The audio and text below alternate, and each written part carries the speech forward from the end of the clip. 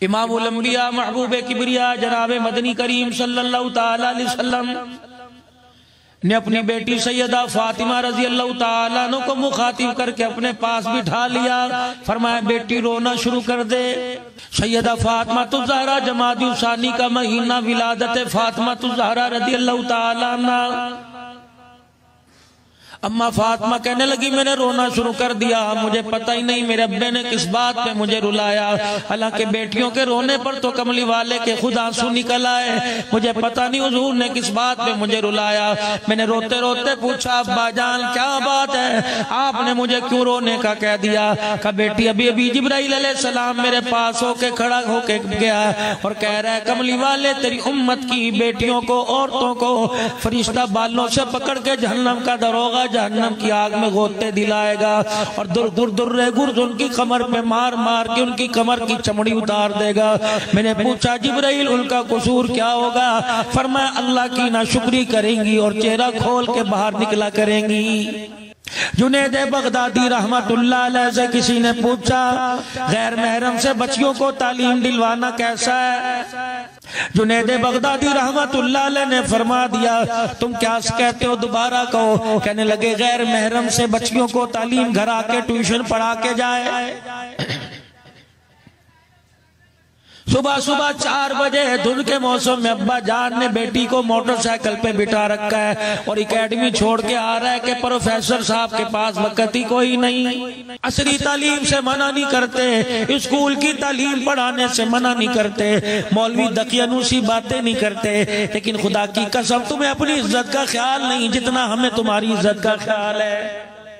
پھر بھی تو روتے آؤ گے تعویذ دے دو جی, پھر بھی تو روتے آؤ گے پانی پڑھ کے دے دو جی, پھر بھی تو روتے آؤ گے مولی صاحب 12,000 مرتبہ وظیفہ پڑھوں گا. آپ مجھے بتلاؤ میری بچی پردے میں آ جائے, میرا بچہ غیرت والا بن جائے, ابھی سے قابو کیوں نہیں کرتے؟ رب کعبہ کی قسم ہے قرآن سے بڑی تعلیم کوئی نہیں, قرآن سے بڑا نصاب کوئی نہیں. جس نے قرآن کریم کو پڑھ لیا اللہ جل شانہ نے سارا علم اس کے سینے میں اتار دیا ہے.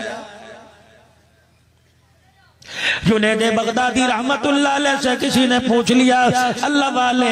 غیر محرم کے ساتھ غیر محرم سے تعلیم دلوانا پڑھوانا کیسا ہے؟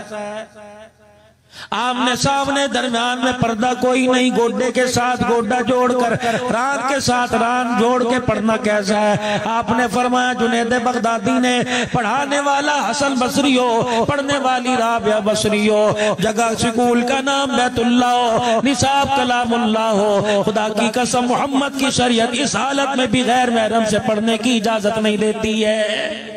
یہ تو میرے چاچے کا بیٹا. میرے عزیزو آج تھوڑی سی مجھے مستورات پہ بات کرنے دو. مولانا آپ کو بہت اللہ انہیں جزائے خیر عطا فرمائے, آپ کو سنا گئے گھر میں آ گئے ایمان کو تقویت پہنچا گئے, لیکن جو پردے میں آئی بیٹھی ہیں کافی دیر سے برقع پہن کے بیٹھی ہیں, جو اللہ اکبر اب بھی جانے کے بعد تیری حکم کی محتاج ہوں گی, پانی مانگے گا پانی دیں گی, چائے مانگے گا چائے بنا کے دیں گی, گرمی سردی کا خیال نہیں کریں گی, ان کا بھی تو کچھ حق ہے, انہیں بھی تو کچھ لے کے جانا چاہیے. وہ یہ نہ سمجھے روٹی پکانے پہ چولہا جلانے پہ جنت مل جائے گی. رب کعبہ کی قسم روٹی تو تجھے پکانے پہ جنت ملے گی, لیکن دروازے پہ کھڑی ہو کر سبزی والے سے سبزی لیتے ہوئے چہرہ دکھانے پر جہنم بھی مل جائے گی.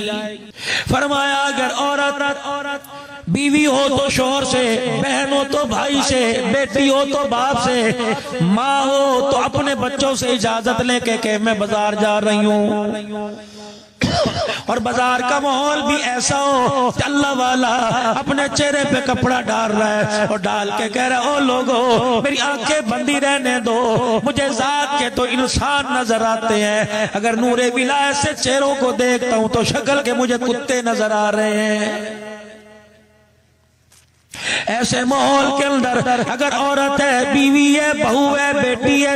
ماں ہے, بہن ہے, اگر کہ میں بازار چلی جاؤں اپنی پرائیویٹ چیزیں جا کے لے آؤں, شوہر بھی سر ہلا دے, اماں بھی سر ہلا دے، بھائی بھی سر ہلا دے،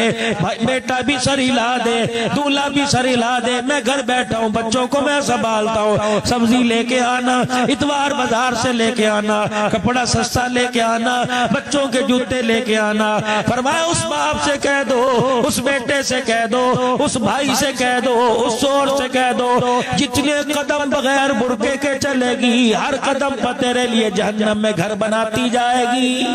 پوچھا علماء کرام سے، میری عورت، میری بہن، میری بیٹی بازار میں چل رہی ہے، او لوگو کسی کے کندھے کے ساتھ کندھا لگ جائے، کسی کے جسم کے ساتھ جسم لگ جائے، کسی کے ہاتھ کے ساتھ ہاتھ لگ جائے، او لوگو کیا گناہ ملے گا؟ فرمایا ایک تو کتا نجس ہے، ایک سور ہے، نجسوں کا نجس ہے، لانتیوں کا لانتی ہے۔ اللہ اکبر، کتا اگر گیلا ہو تو کپڑے کو لگے نہ پاک کیا جائے گی، خشکی ہو تو اللہ جل شانہ کہیں نہ کہیں گنجائش سے معاف فرما دیں گے، لیکن اگر سور خشک بھی لگ گیا تو نجاست گندگی لگ جائے گی۔ فرمایا لوگو اگر غیر محرم کا کندھا ٹکرا گیا، فرمایا سور کا لگ جانا بہتر تھا، غیر محرم کا لگنا بہتر کوئی نہیں۔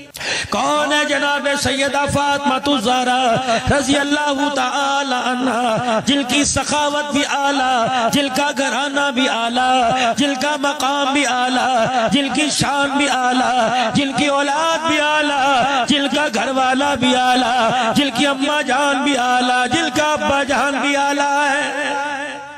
اور لوگوں ان ہستیوں کو طور طریقے اپنا لو، ان کی زندگی پر اپنی زندگی گزارنے لگ جاؤ، ورنہ زندگی کا پتہ کوئی نہیں۔ 11 جنوری سے لے کر 15 جنوری تک میرے عزیزوں میں سندھ کے دورے پہ رہا، اللہ نے وہاں جب مجھے بلایا، میں نے قرآن والی دعوت دی، رحمان کی طرف دعوت دی، رحمت دو عالم صلی اللہ علیہ وسلم کی مبارک سنتوں کی طرف دعوت دی۔ 16 جنوری کو جیسے ملتان عشاء کی نماز کے بعد میرے عزیزوں جامع مسجد بھولی مائی والی میں لوہا مارکیٹ میں تقریر کے لیے پہنچا، میں نے ایک مرد قلندر دیکھا، داڑھی کالی سفید تھی، عمر 50 سال سے 70 سال کے قریب تھی، مجھے دیکھ کے نعرہ تکبیر اللہ اکبر، نعرہ رسالت، ختم نبوت زندہ باد کے نعرے لگا رہا تھا۔ میں بھی مجمع میں ہانپتا کانپتا آیا اور آ کے بیٹھ گیا۔ مولوی صاحب اٹھے اور میرے ہاتھ میں ہاتھ ڈال کے کہنے لگے السلام علیکم ورحمت اللہ وبرکاتہ۔ میں نے کہا وعلیکم السلام ورحمت اللہ وبرکاتہ۔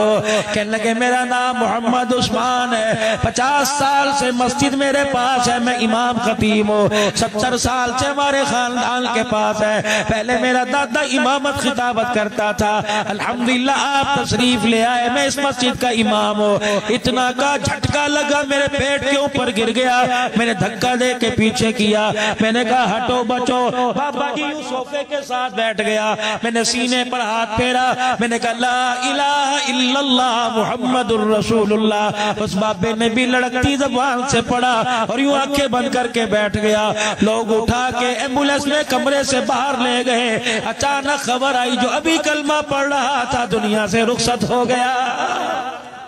میں نے کہا دیکھو اسرائیل کو کوئی دھوکہ نہیں دے سکتا، کتنا سیانا اسرائیل ہے، میرا ہاتھ اس کے ہاتھ میں تھا، اسے پتا تھا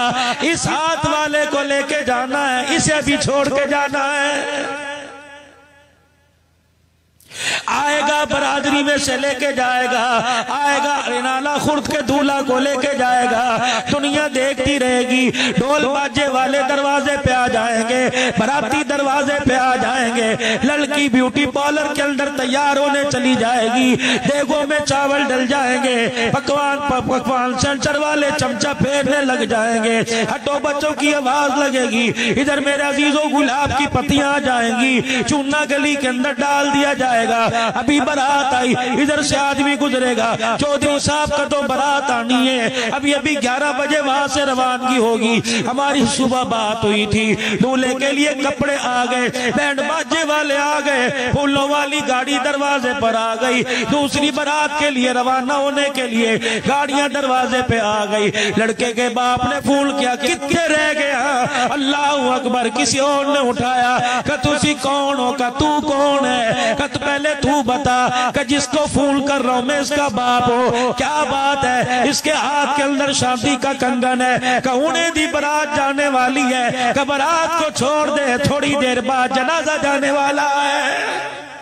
ابا جان کے ہاتھ سے موبائل گر گیا، دوسرے نے موبائل اٹھایا، کہا کیا ہوا؟ کہا ابھی بیوٹی پارلر سے دولہا بل کے نکلا، ادھر دیکھ رہا تھا، ادھر نہیں دیکھا، ادھر سے ٹرک آیا، ٹکر ماری، آنل فانل دنیا سے چلا گیا۔